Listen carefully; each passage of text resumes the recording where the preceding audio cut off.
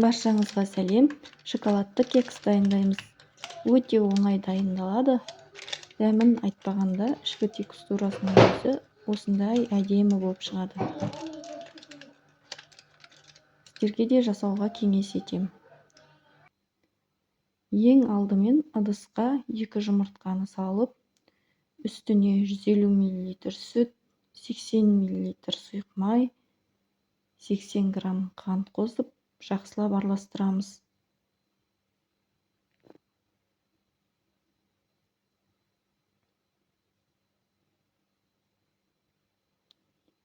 220 грамм ұнға 10 грамм қопсытқышты араластырып, массаға саламыз.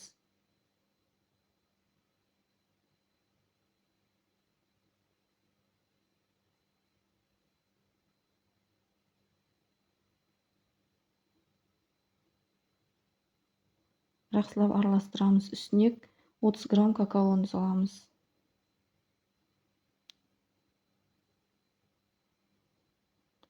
Содан соң шоколадты ұсақтап, тестіға салып, жақсылап араластырамыз. Формаларға толтырмай құйып шығамыз. Бетіне әдемілік үшін ұсақтап жаңғақтар септім. 180 градуста жарты сағат көлемінде пісіріп аламыз. Осымен кекстер дайын.